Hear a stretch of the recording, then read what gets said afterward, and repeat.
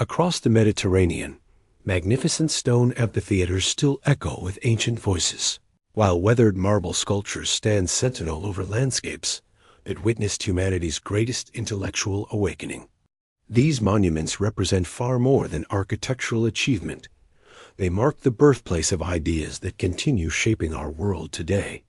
Yet the story of ancient Greece extends far beyond these celebrated landmarks, reaching deep into millennia of cultural evolution, maritime adventure, and political innovation. The transformation of scattered Bronze Age settlements into the cradle of democracy, philosophy, and dramatic arts represents one of history's most remarkable journeys. This metamorphosis unfolded gradually, shaped by countless influences: bustling trade networks that connected distant shores, waves of migration that brought new peoples and fresh perspectives, and the constant rise and fall of competing powers across the eastern Mediterranean.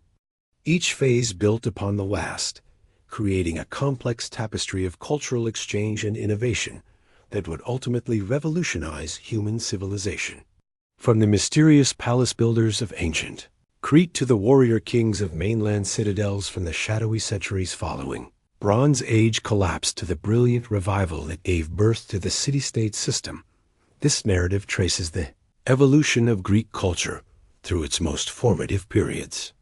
We'll witness how maritime traders established the first sophisticated European civilization, explore how heroic legends preserved memories of a vanished age, and discover how small communities eventually pioneered revolutionary approaches to governance that challenged traditional notions of power and authority.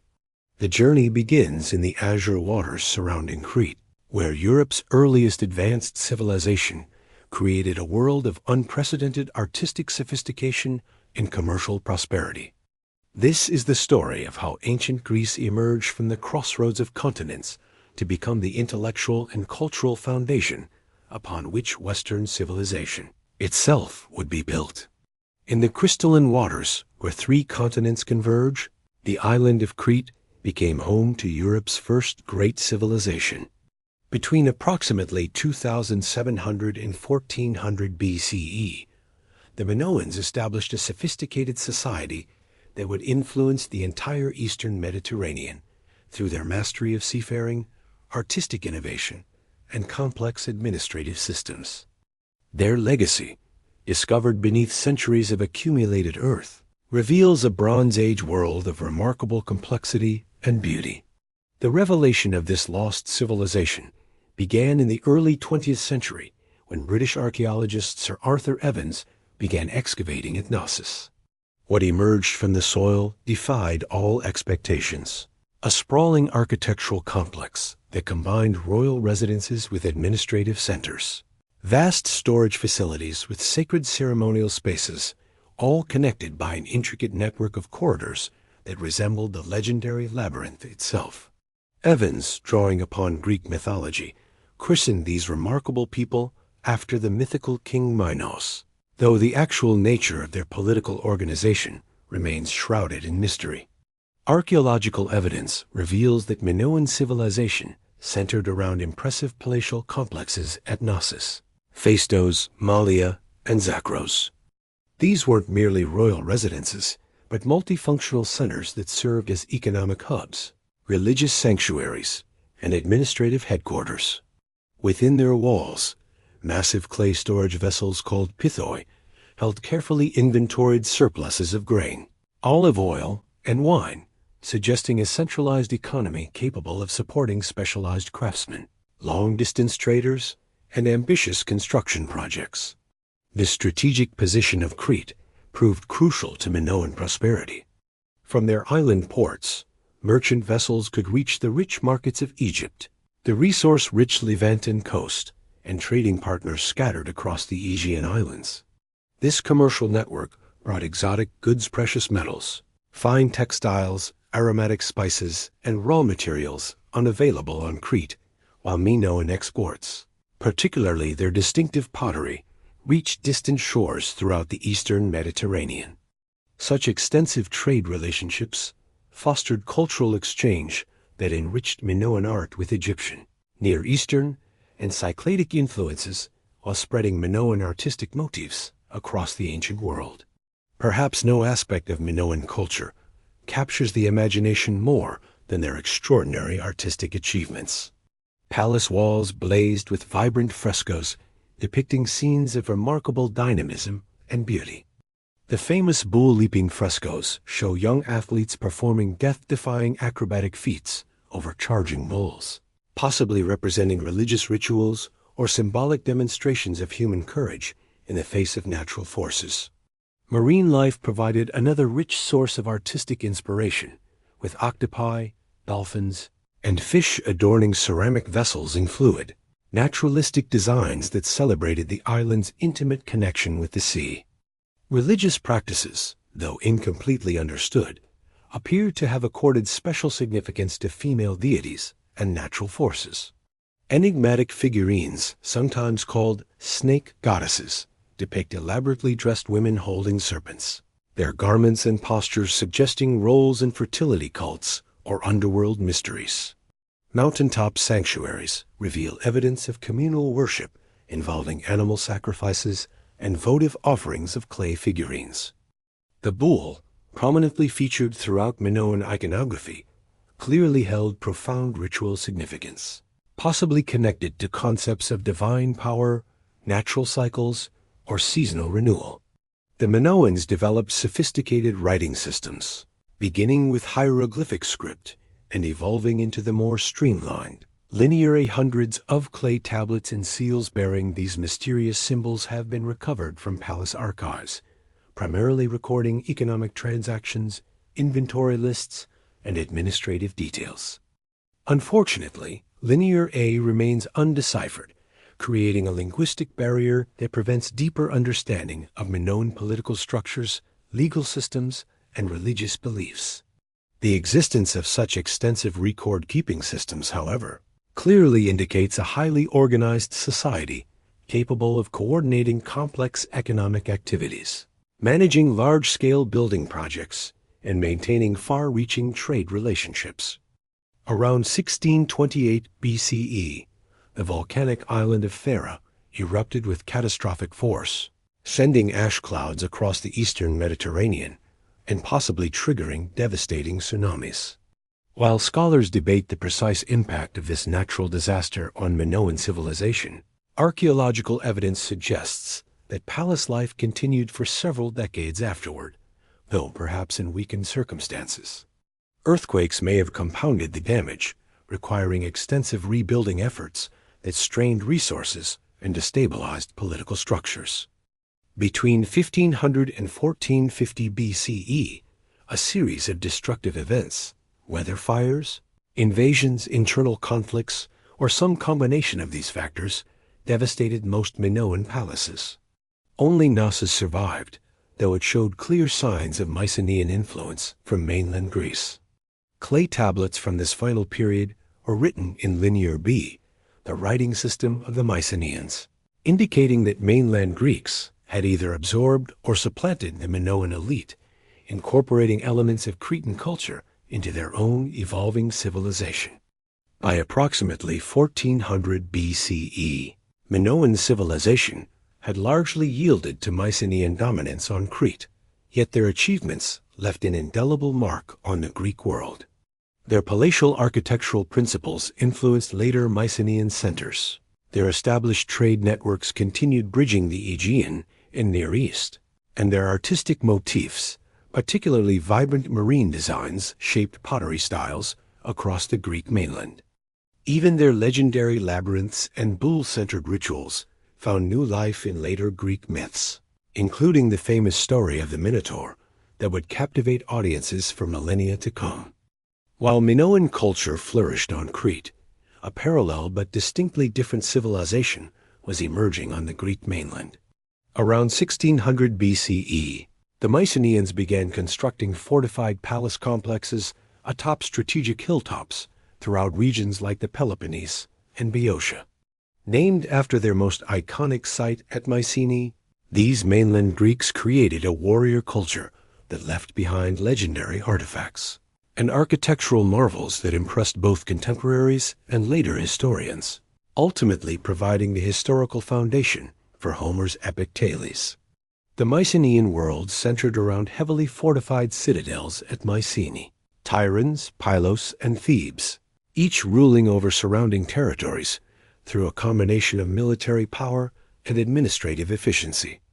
Unlike the open, labyrinthine Minoan complexes, Mycenaean palaces followed a more enclosed, fortress-like design optimized for defense. The heart of each palace contained a megaron, a rectangular great hall featuring a central hearth and columns supporting the roof, with a local ruler, known in Linear B tablets as the Wainax, held court and conducted official business. These massive stone fortifications earned the later designation, Cyclopean Masonry, because subsequent generations of Greeks believed only the mythical one-eyed giants called Cyclopes possessed the strength necessary to lift such enormous blocks into place. Within these imposing walls lay storerooms, workshops, administrative offices, and residential quarters, all carefully planned to serve both defensive and governmental functions. Palace scribes maintained detailed records on clay tablets using Linear B, a writing system derived from Minoan Linear A, but adapted to record the Greek language, a breakthrough that provides our first direct evidence of written Greek. The decipherment of Linear B in the mid-20th century revolutionized understanding of Mycenaean society. These administrative documents reveal a complex bureaucratic system that managed everything from military supplies and bronze working to textile production and livestock management. Tablets from Pylos detail the mobilization of troops, chariot inventories, and the distribution of rations to soldiers, painting a picture of a society organized around warfare and the constant threat of conflict. The records also mention various social classes, religious officials, and specialized craftsmen, indicating a stratified society with clear hierarchies and defined roles. Mycenaean material culture reflected this warrior ethos in striking ways. The famous shaft graves discovered at Mycenae contained extraordinary grave goods, golden death masks, elaborate jewelry, bronze weapons inlaid with scenes of combat and hunting, and ceremonial vessels of precious metals. Heinrich Schliemann, the archaeologist who excavated these tombs, famously claimed to have gazed upon the face of Agamemnon himself, though modern scholarship has adjusted the dating and questioned such direct connections to Homeric figures. Nevertheless, the artistic mastery and opulent wealth demonstrated in these burials clearly indicate that Mycenaean rulers commanded substantial resources and projected their power through displays of martial splendor.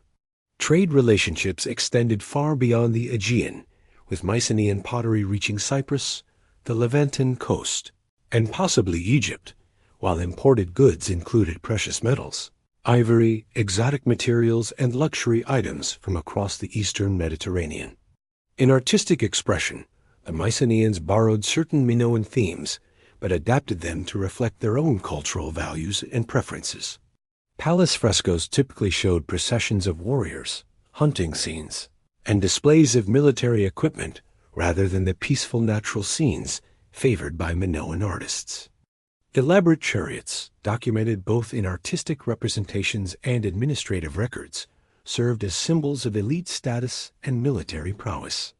The Mycenaeans provided the historical backdrop for many of ancient Greece's most enduring legends, particularly the stories surrounding the Trojan War.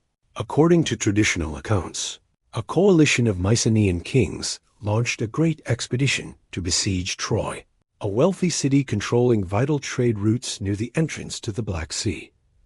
Homer's Iliad transforms this conflict into an epic meditation on honor, fate, and divine intervention, while archaeological excavations at Hizarlik in Turkey have revealed layers of destruction that correspond roughly to the traditional time frame of the Trojan War. Whether a historical conflict matching Homer's description actually occurred around 1200 BC remains a subject of scholarly debate, but the Mycenaean palace records demonstrate that these mainland Greeks possessed both the resources and organizational capabilities necessary to launch large-scale military expeditions. Contemporary documents mention substantial fleets, thousands of oarsmen, and entire armies mobilized by palace authorities. Even allowing for possible exaggeration in these figures, the evidence clearly indicates that far-reaching military campaigns lay well within the realm of Mycenaean possibilities.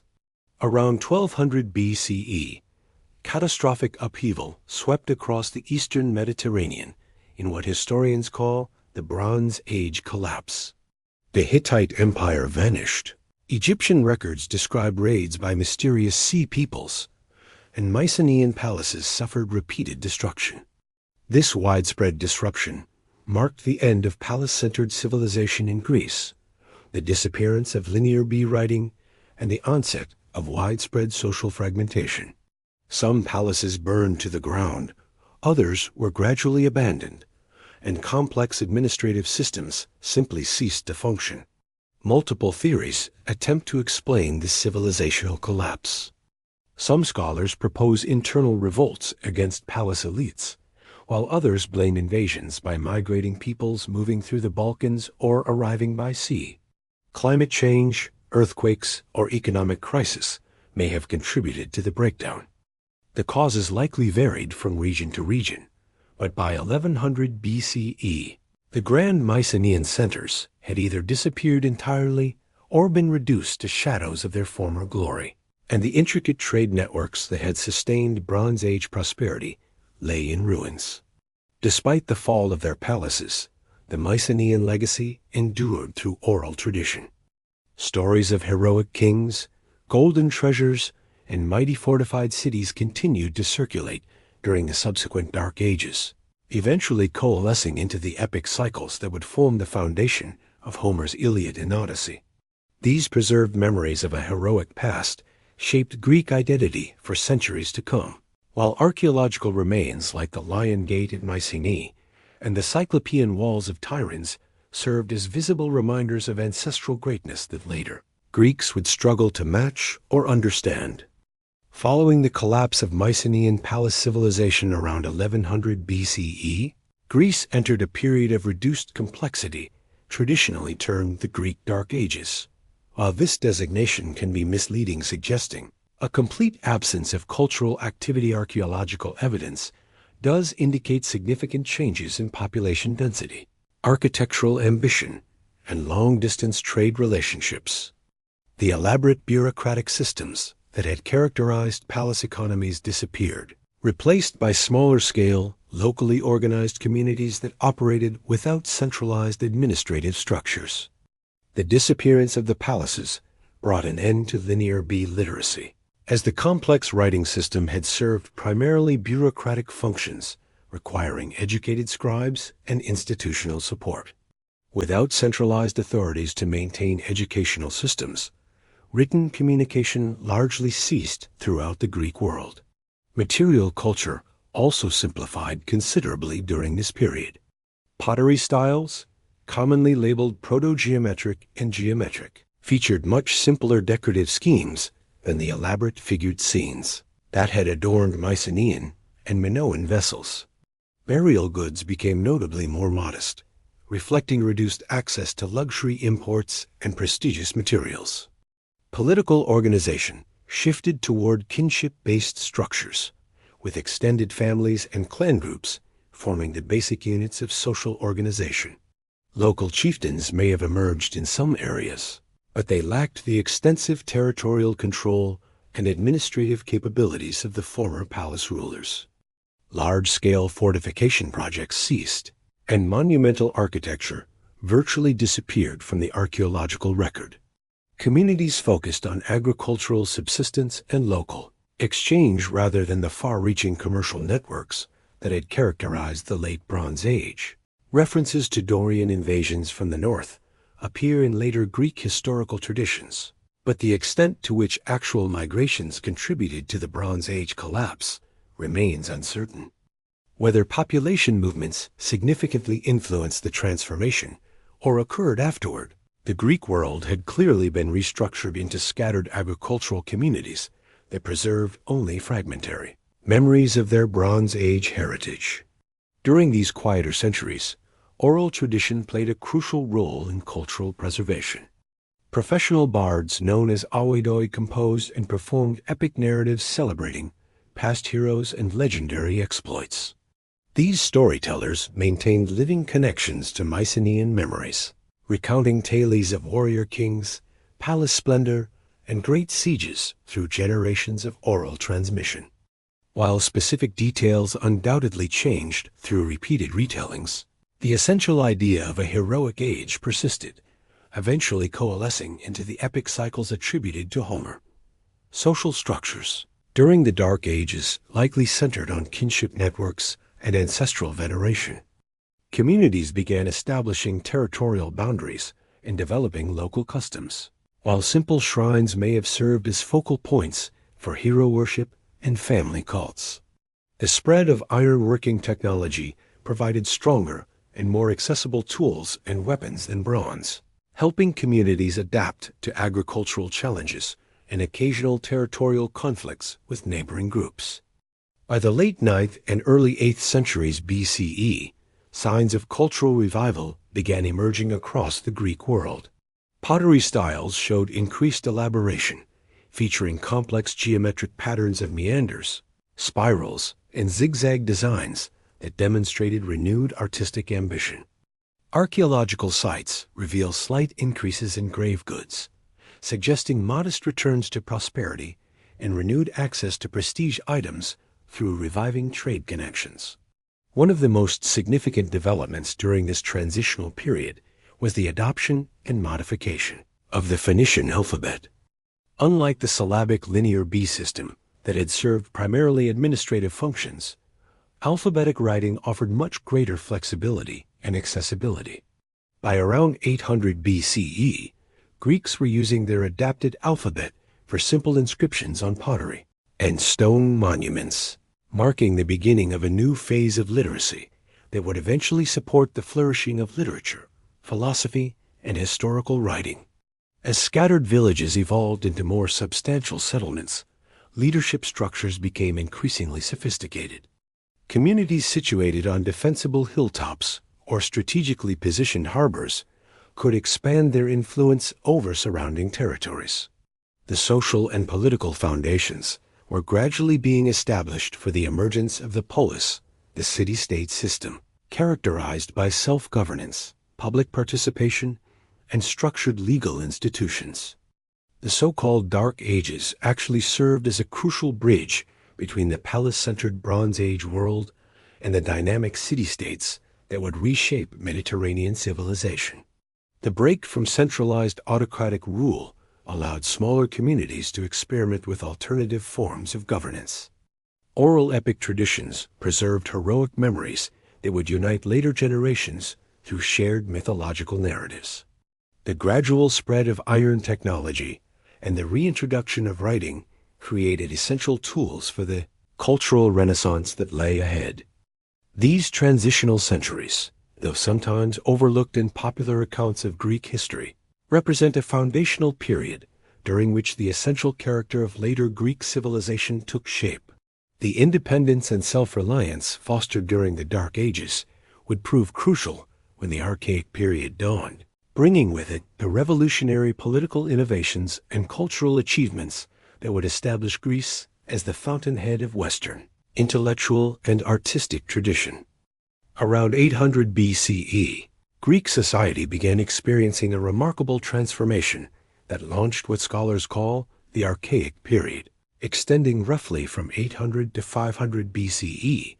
This era witnessed the emergence of the distinctive city-state system, the spread of Greek culture through ambitious colonization efforts, the development of revolutionary political institutions, and an unprecedented flowering of artistic and literary achievement that laid the groundwork for the classical age that would follow.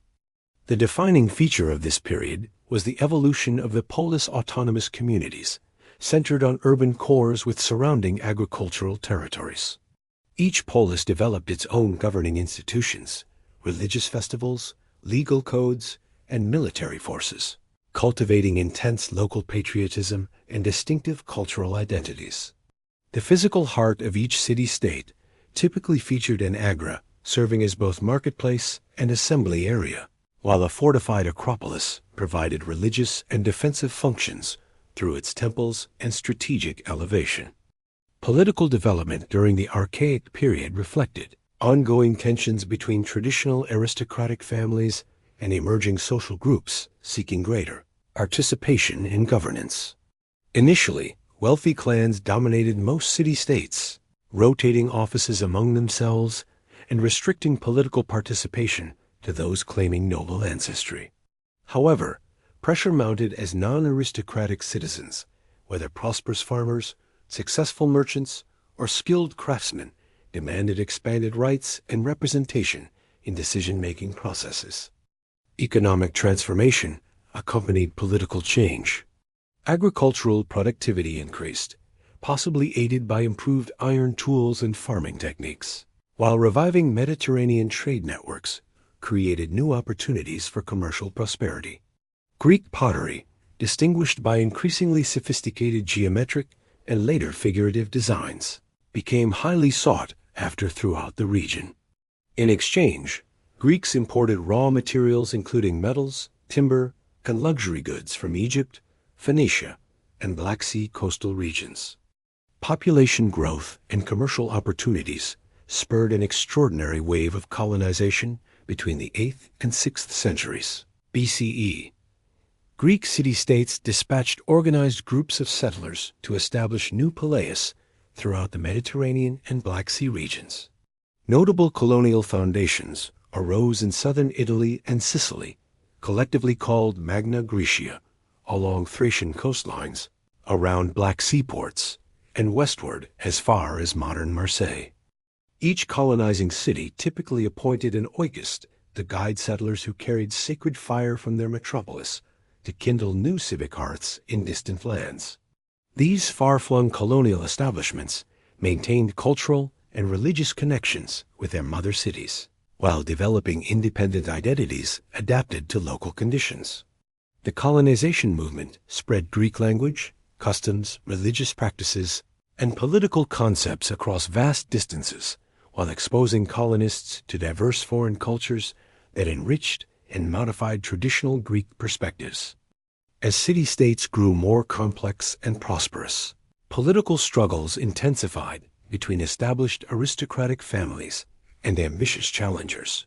In many palaeas, these tensions led to the emergence of tyrannous individuals who seized power through force or popular support, often backed by non-aristocratic citizens eager to break elite monopolies on political authority.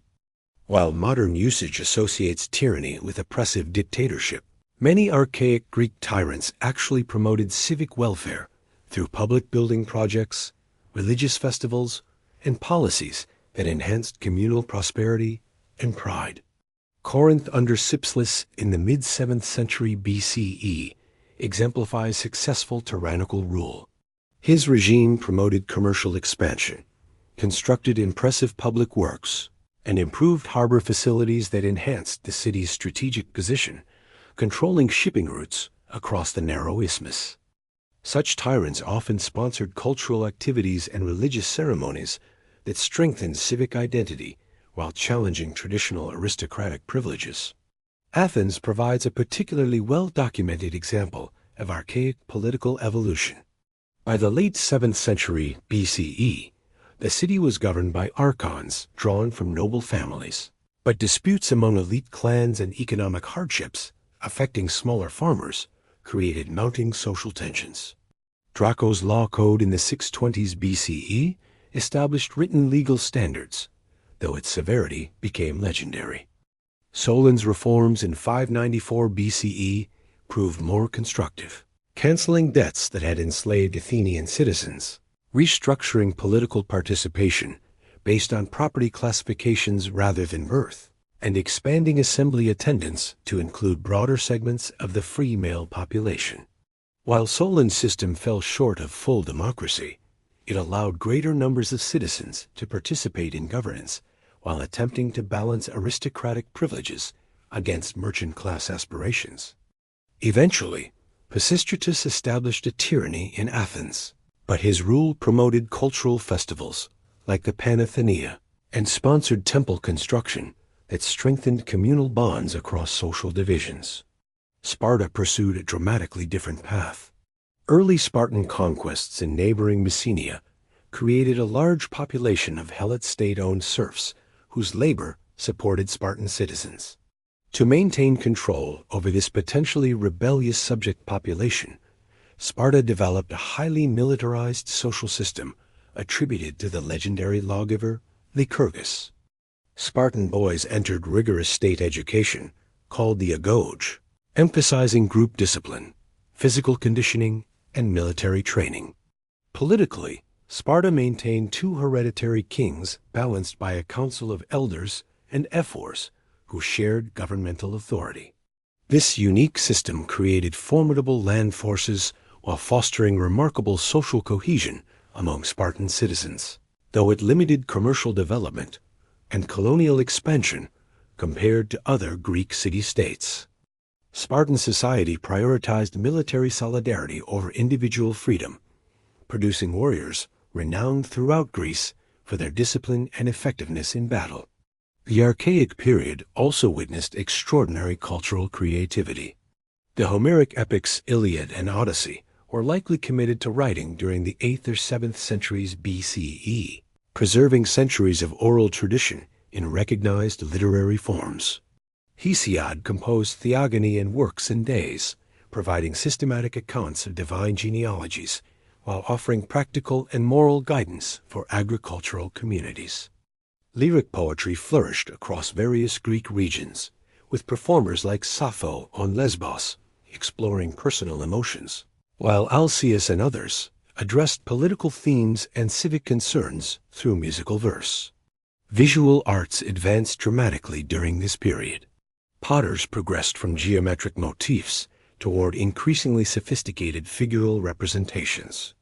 Black figure vase painting emerged in Corinth before spreading to Athens, depicting mythological narratives, athletic competitions, and daily life with growing technical skill. Around the 6th century BCE, red figure technique developed, allowing even more detailed renderings of human anatomy and complex compositions. Sculpture evolved from rigid, stylized kuros and kori figures toward more naturalistic representations that would culminate in classical masterpieces. Religious practices provided unifying elements across the politically fragmented Greek world. Pan-Hellenic sanctuaries at Olympia, dedicated to Zeus, and Delphi, sacred to Apollo, hosted festivals and games that attracted participants from throughout Greece. Olympic victors earned tremendous honor in their home cities, while Delphic oracular consultations influenced major political and personal decisions. These shared religious experiences reinforced concepts of Greek cultural unity despite persistent intercity rivalries and conflicts. Military techniques also evolved significantly during the Archaic period. The hoplite phalanx became the dominant infantry formation, featuring heavily armed citizen soldiers standing shoulder to shoulder with overlapping shields. Each hoplite provided his own equipment helmet, breastplate, greaves, spear, and characteristic round shield hoplon, limiting participation to those possessing sufficient wealth to afford military gear. Phalanx success depended on disciplined cooperation. Individual cowardice could collapse entire formations. This military system fostered both social cohesion among citizens and political empowerment for those serving as hoplites. Naval capabilities began developing in maritime city-states like Corinth, whose dual harbors facilitated early naval expansion and control over crucial shipping routes. Athens would later follow this example, expanding its fleet in response to external threats. But the foundations for Greek naval power were established during the Archaic period's reviving commercial networks.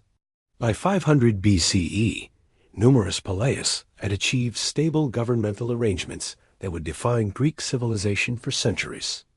Some cities had stabilized under moderate reforms. Others remained under tyrannical rule or traditional aristocratic councils, while Sparta's unique constitution had created an entire regional culture centered on military service. Athens, having experienced Solon's reforms and Pisistraton tyranny, stood poised for even more radical political innovations that would eventually produce democracy. Culturally, Greek art was advancing toward styles that would later be termed classical. Writers were refining epic traditions into sophisticated literary works. Lyric poets were capturing the full range of human emotion, and artisans were experimenting with new techniques and expanding thematic possibilities. Across the Greek world, colonial foundations thrived, some surpassing their mother cities in size and wealth, while in the east, the growing power of Persia loomed ever closer to Greek territories. The Archaic period thus served simultaneously as the culmination of recovery from the Dark Ages and as preparation for the dramatic events of the 5th century BCE. The Persian Wars, Athens' Golden Age, and revolutionary governmental experiments that would capture global attention all depended upon political innovations, cultural developments, and renewed networks established during these crucial centuries. Here the essential structures of Greek civilization crystallized: independent yet interconnected poleis, shared pan-Hellenic identity, and flourishing artistic traditions that established the foundation for lasting achievements in the centuries ahead.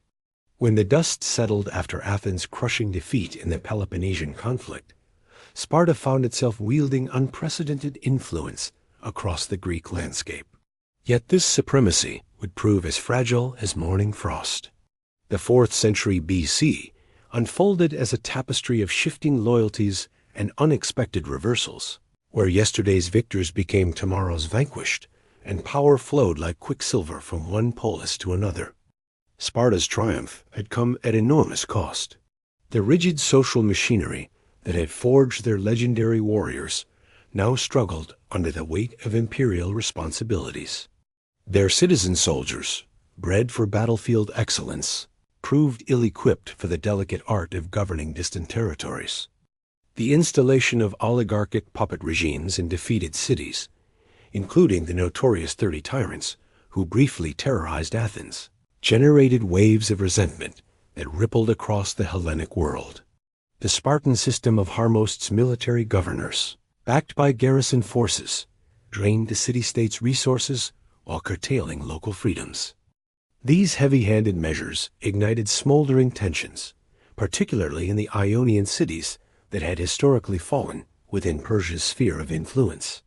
Sparta's attempts to tighten control over these strategic coastal settlements inevitably drew them into renewed conflict, with the Persian Empire reopening old wounds that had barely healed since X's invasion. Meanwhile, an unexpected challenger emerged from the shadows of central Greece. Thebes, long overshadowed by its more illustrious neighbors, began capitalizing on widespread discontent with Spartan rule. Under visionary leaders like Peloponnesus and the brilliant Epaminondas, the Thebans embarked on a revolutionary military transformation. When the moment of reckoning arrived at Leuctra in 371 BCE, Epaminondas unveiled tactical innovations that shattered centuries of military convention. His deepened left wing and the elite, sacred band carved through Sparta as previously invincible phalanx, like a blade through parchment. The psychological impact of Leuctra reverberated throughout Greece. The myth of Spartan invincibility lay in ruins, and Thebes pressed its advantage with calculated precision. By liberating Messenia from Spartan domination, the Thebans struck at the very foundation of Sparta's agricultural economy. For a brief, shining moment, Theban power reached its zenith as Epaminondas led campaigns deep into the Peloponnese, bringing his armies to Sparta's very gates. Yet brilliance and mortality walk hand in hand. When Epaminondas fell at Mantinea in 362 BCE, Theban ascendancy died with him. Without his genius to bind their coalition together, the brief Theban hegemony crumbled like sand through desperate fingers. The stage was set for new players to emerge from the wings of history. As the southern city-states exhausted themselves in their endless struggles for dominance, a kingdom from the northern borderlands began its methodical rise to power. Macedonia, long dismissed by civilized Greeks as a backward, semi-barbarous realm, was about to rewrite the political map of the ancient world under the transformative leadership of Philip II. Athens, meanwhile, slowly recovered from the trauma of defeat and occupation. The democratic institutions that had made the city great gradually reasserted themselves after the overthrow of the 30 tyrants. Though the maritime empire of the 5th century was lost forever, Athens retained considerable naval capabilities and formed new confederations to project power across the Aegean. The city's intellectual magnetism remained undiminished. Schools of rhetoric and philosophy continued to attract students from across the Mediterranean, cementing Athens' reputation as the cultural heart of the Greek world. Yet financial constraints and internal factional disputes hampered Athenian policy. The great orators of the age, including Demosthenes and Isocrates, reflected these tensions in their speeches, alternately lamenting lost glories and proposing ambitious strategies for renewal. While Athens commanded respect for its cultural achievements, it no longer possessed the vast resources that had once made it master of the seas. Philip II of Macedonia transformed his kingdom through a combination of military innovation, diplomatic cunning, and strategic patience. Having spent his youth as a hostage in Thebes, he had witnessed firsthand the tactical brilliance of Epaminondas. Upon ascending the throne in 359 BCE, Philip revolutionized Macedonian warfare by introducing the sarissa, an extraordinarily long pike that gave his phalanxes devastating reach, and creating an elite companion cavalry that would become legendary. Through shrewd diplomacy, strategic marriages, and calculated aggression, Philip secured Macedonia's frontiers against Thracian and Illyrian threats before turning his attention southward. He possessed an acute understanding of Greek political dynamics, offering alliances to some city-states while threatening intervention against others. The fragmented nature of Greek politics played directly into his hands. Many Peleus, nursing ancient grudges or seeking advantage over local rivals, welcomed Macedonian support. Philip's interventions in conflicts like the Sacred War, which involved Delphi, and various Greek states, allowed him to present himself as a defender of Apollo's sacred precinct while steadily expanding Macedonian influence. His capture of Olynthus removed a significant obstacle to expansion, while Athenian attempts to forge a unified resistance proved frustratingly ineffective. The climactic confrontation came at Chaeronea in 338 BCE, where Philip's disciplined forces, including his teenage son Alexander commanding the cavalry, overwhelmed an allied Greek army. The defeat of Athens and Thebes marked the end of the classical polis system's independence. Philip, as subsequent formation of the League of Corinth, created a facade of Greek unity while establishing Macedonian hegemony. His assassination in 336 BCE, just as preparations for a Persian campaign reached their peak, thrust his young son onto history's stage. Alexander III's swift consolidation of power demonstrated that the apple had not fallen far from the tree.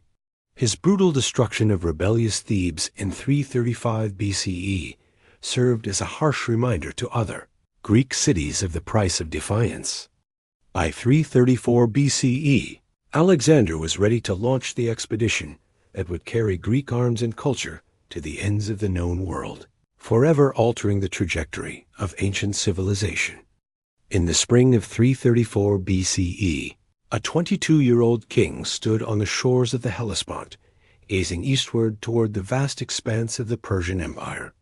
Alexander III of Macedon was about to embark on a campaign that would eclipse all previous military achievements and reshape the ancient world. Within 13 years, he would conquer an empire stretching from the Mediterranean to the Indus River, earning immortal fame as Alexander the Great. The young king's early actions revealed both strategic brilliance and theatrical flair. His pilgrimage to Troy, where he honored the legendary heroes of Homer's epics, symbolically linked his expedition to Greece's mythic heritage. This gesture resonated powerfully with his Greek and Macedonian soldiers, casting their campaign as a continuation of heroic tradition rather than mere conquest. Alexander's first major test came at the Granicus River, where Persian satraps assembled to halt his advance. Despite nearly losing his life in the melee saved only by the timely intervention of his bodyguards, Alexander's forces triumphed decisively. This victory opened the gates to western Asia Minor, where Greek cities that had long chafed under Persian rule welcomed him as a liberator. His policy of abolishing local tyrannies while installing Macedonian garrisons struck a careful balance between liberation and control. The decisive confrontation with Darius III came at Issus in 333 BCE, where the narrow battlefield negated Persian numerical superiority. Alexander's bold cavalry charge directly at the Persian king's position caused Darius to flee in panic, abandoning his family and treasure to the victors. Rather than immediately pursuing his fleeing enemy, Alexander made the calculated decision to secure the Persian naval bases along the Levantine coast. The siege of Tyre became a masterpiece of determination and engineering innovation.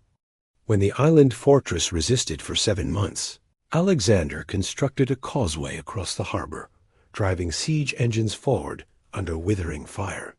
The eventual capture and brutal sack of Tyre demonstrated his absolute resolve to eliminate threats to his rear lines, regardless of cost.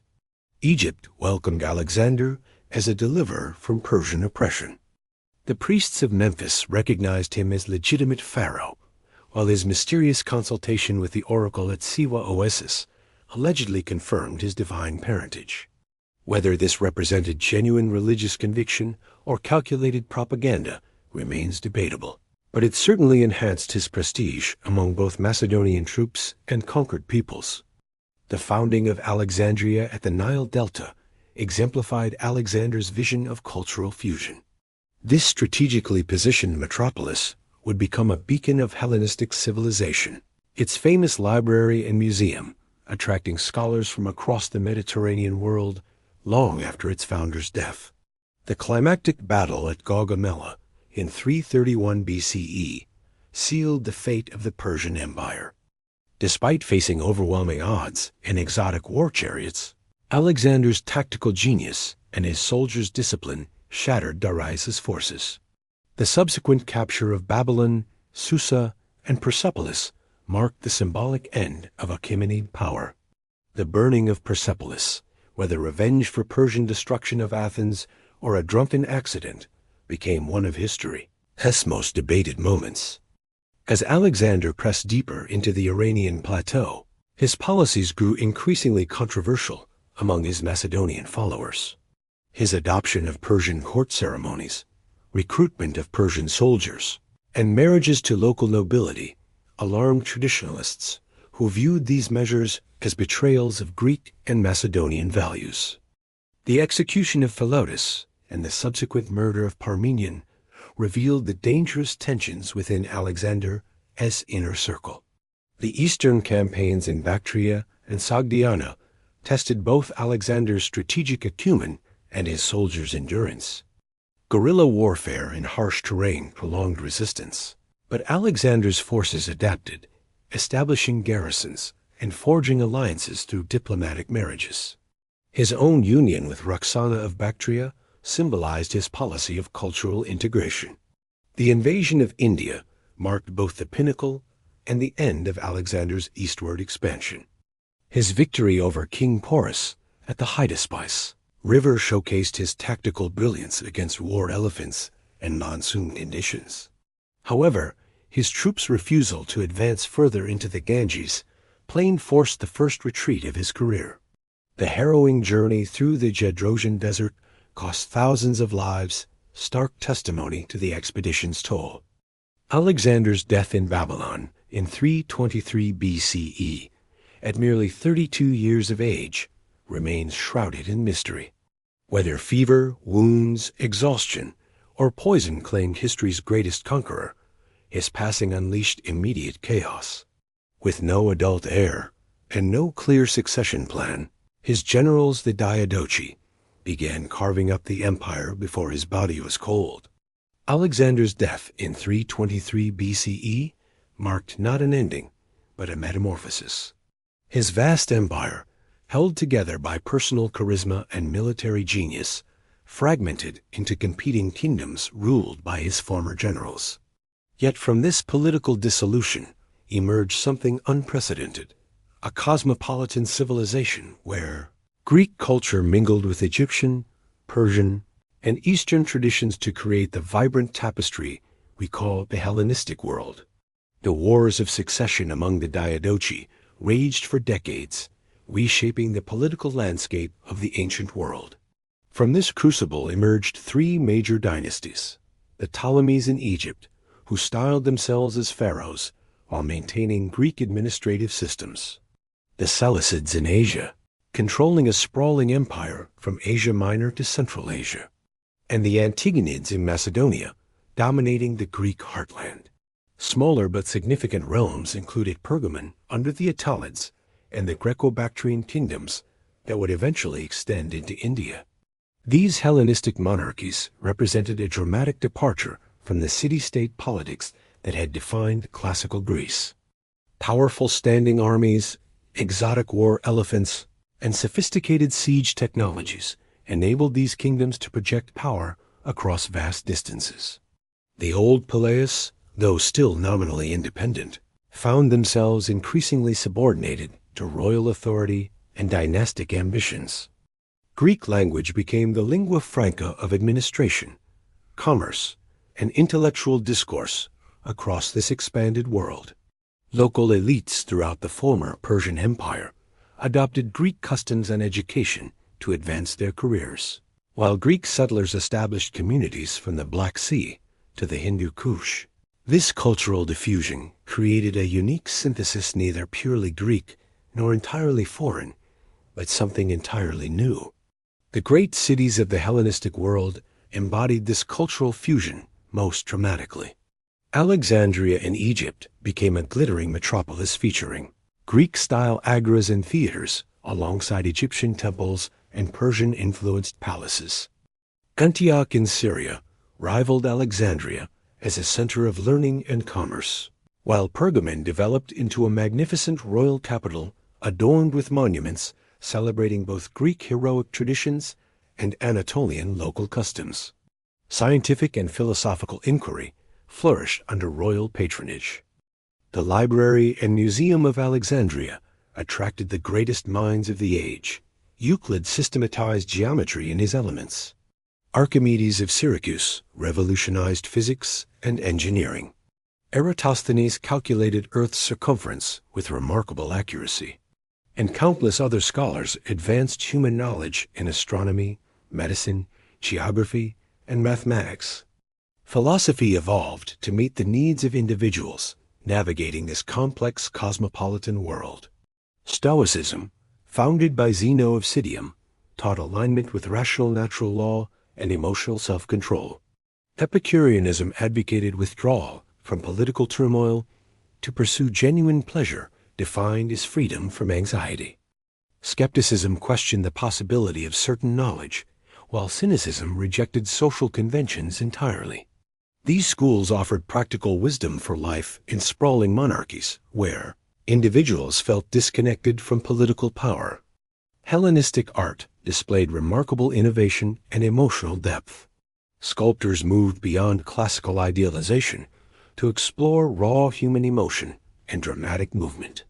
The writhing agony of Laocoon and his sons, the triumphant Nike of Samothrace, and the dignified pathos of the dying Gaul showcased unprecedented psychological penetration and technical virtuosity. Artists depicted ordinary people, children, elderly citizens, market vendors with the same attention previously reserved for gods and heroes. Architecture grew increasingly monumental and ornate. The altar of Zeus at Pergamon featured elaborate sculptural friezes depicting cosmic battles between gods and giants. Corinthian capitals with their intricate acanthus leaf decorations became standard elements in grand public buildings. City planning reached new heights of sophistication, with Alexandria's wide boulevards and magnificent harbor installations serving as models for urban development throughout the Mediterranean. Yet these kingdoms proved inherently unstable. Constant warfare over contested territories like Syria drained resources and weakened all participants. The vast Seleucid Empire gradually fragmented as distant provinces like Bactria and Parthia broke away to form independent states. Local powers like Pontus and Armenia capitalized on this fragmentation to expand their own influence.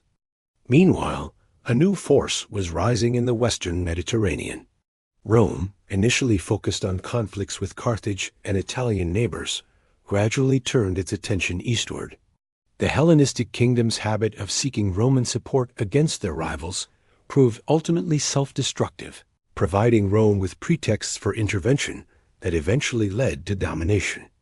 By the 2nd century BCE, Roman legions had shattered Macedonian power at Pydna and begun dismantling the Seleucid Empire. The last great Hellenistic kingdom, Ptolemaic Egypt, survived until Cleopatra VII's defeat at Actium in 31 BCE.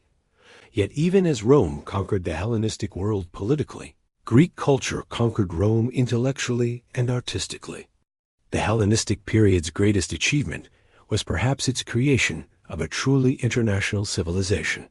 Greek language, art, and ideas spread from Spain to Afghanistan, creating networks of cultural exchange that would profoundly influence the development of Christianity, Islam, and Western civilization itself.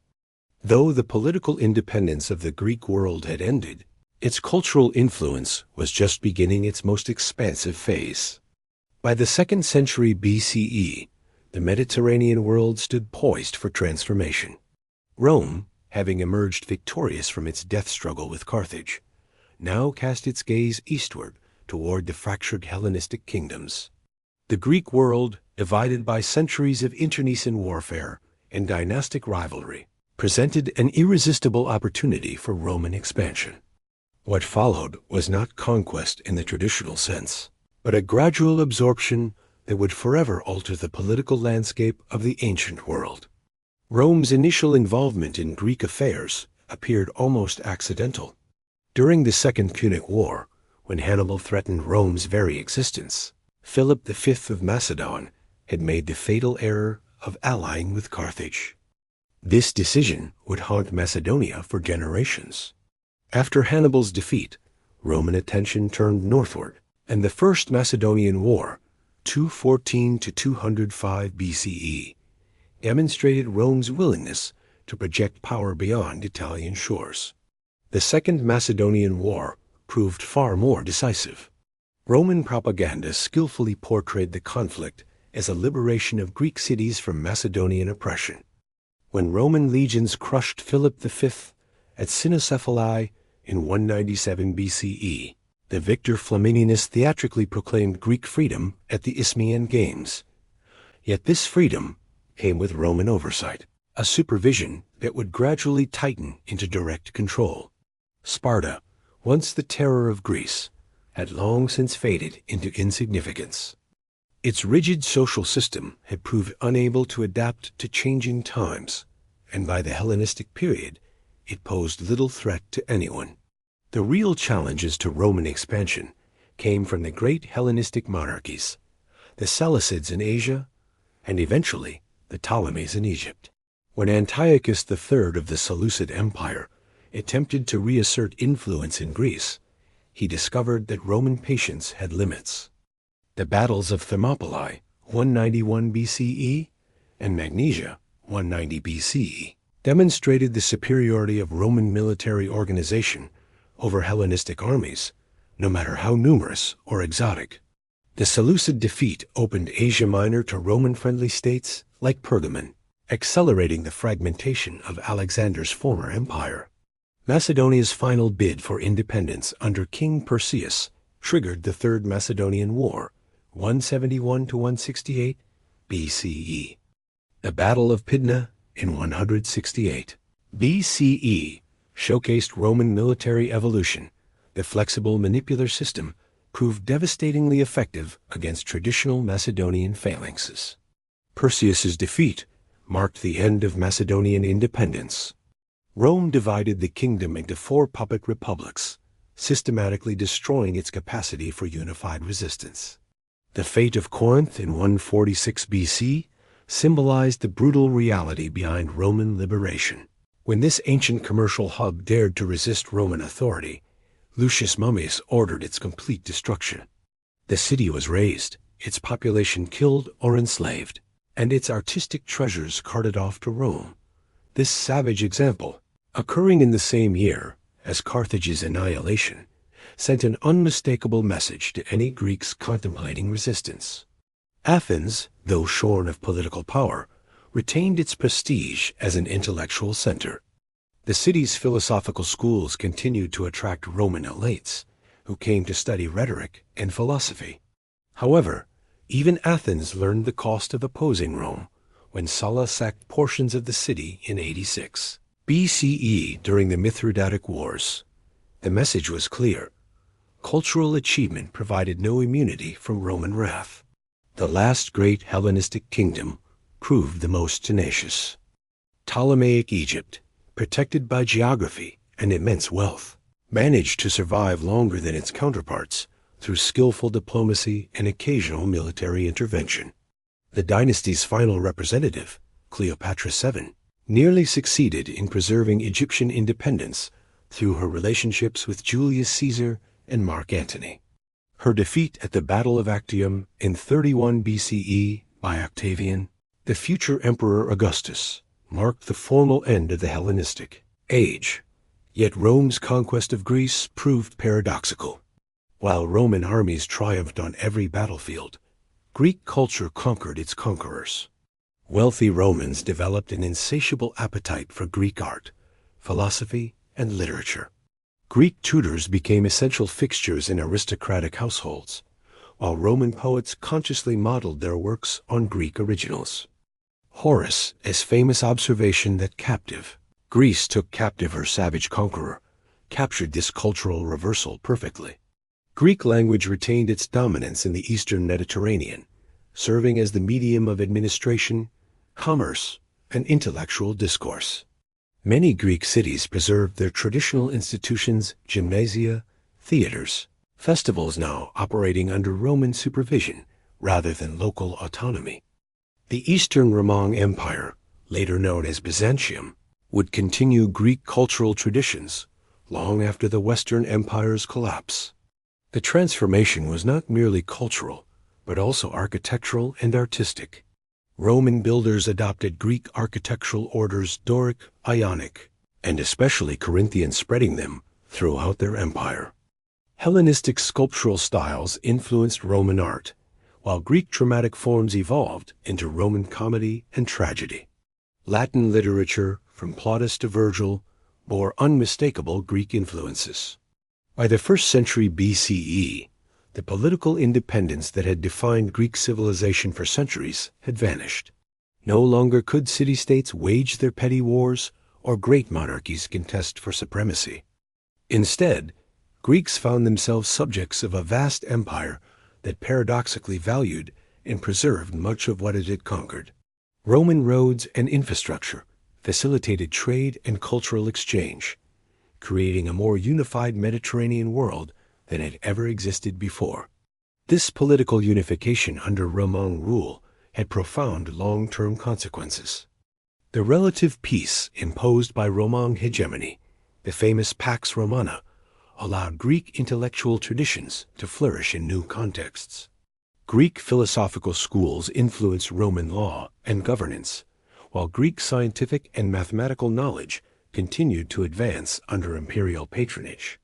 The stage was set for the emergence of a Greco-Roman civilization that would form the foundation of Western culture. The conquest of Greece thus represented both an ending and a beginning. While the political autonomy of the polis had died, Greek cultural influence was about to enter its most expansive phase. Roman roads would carry Greek ideas to Britain and Spain, while Roman peace would allow Greek learning to spread to Africa and Asia.